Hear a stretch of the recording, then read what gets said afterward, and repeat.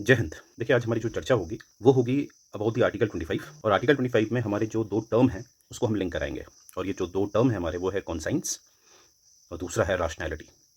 प्रश्न ये निकल के आता है कि जो शब्द रैशनैलिटी है उसका इस्तेमाल आर्टिकल 25 में क्यों नहीं किया गया है? बेहतर समझने के लिए हम क्या करेंगे, एक ऐसी कंडीशन बनाएँगे जिसमें हम ये देखेंगे कि आर्टिकल 25 में कॉन्साइंस के बदले रैशनैलिटी शब्द का इस्तेमाल किया गया। तो आइए समझते हैं कि रैशनैलिटी और जो आपका कंसाइंस होता है उसमें क्या डिफरेंस होता है, राइट? रैशनैलिटी और कंसाइंस में क्या डिफरेंस होता है?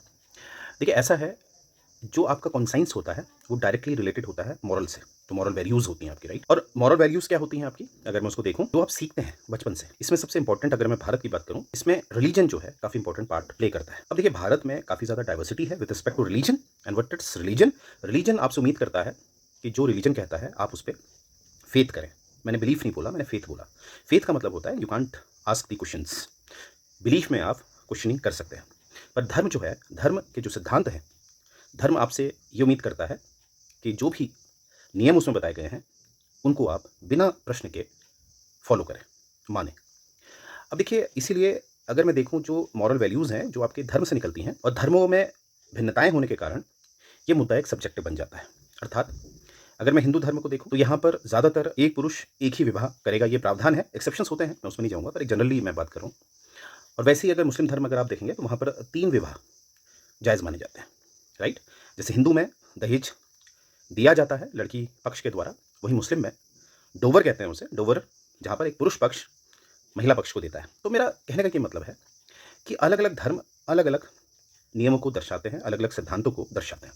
इसीलिए जो आपके मॉरल वैल्यूज़ होते हैं वो एक सब्जेक्टिव डोमेन की तरफ जाते हैं। सब्जेक्टिव का मतलब होता है इसमें एक ही विचारधारा नहीं हो सकती। तो ये होता है आपका मॉरल, राइट? और कॉन्साइंस का डायरेक्ट संबंध है मोरालिटी से, मॉरल वैल्यूज से। तो यानी कि हमने क्या देखा, जो कॉन्साइंस है वो एक सब्जेक्टिव मुद्दा है, राइट? वो सब्जेक्टिव। अब मैं राशनैलिटी में आता हूँ। राशनैलिटी में लॉजिक काम करता है, राइट? क्या काम करता है? लॉजिक।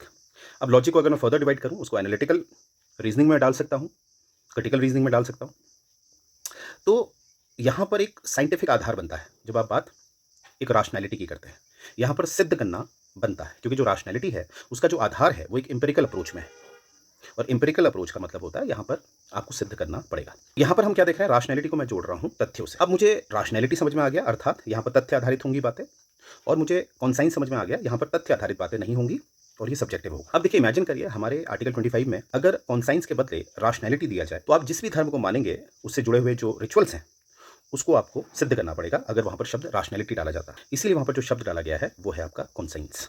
कॉन्साइंस में आप किसी भी धर्म को मानते हैं वहाँ पर आपको सिद्ध नहीं करना है। तो आप समझ गए होंगे कि सिद्ध नहीं करना एक कॉन्साइंस होता है। अब आपके मन में प्रश्न आएगा, सर ये तो गलत है, सिद्ध करना तो बहुत ज़रूरी है। देखिए, आपको ये समझना पड़ेगा कि हम मानव का जो मस्तिष्क होता है, जो ह्यूमन माइंड है, उसकी एक सीमा होती है, वो सीमित होता है। तो हर चीज़ हम सिद्ध नहीं कर सकते। जो चीज़ हम सिद्ध नहीं कर सकते ज़रूरी नहीं है कि उसको हम झूठ माने। कभी कभी अप्रत्यक्ष, यानी कि जिसे हम देख नहीं सकते, समझ नहीं सकते, सेंस नहीं कर सकते, तो वो झूठा हो ये ज़रूरी नहीं है। जैसे आपने देखा होगा, अगर मैं एक फ्रीक्वेंसी की बात करूँ तो एक विबग्योर होता है।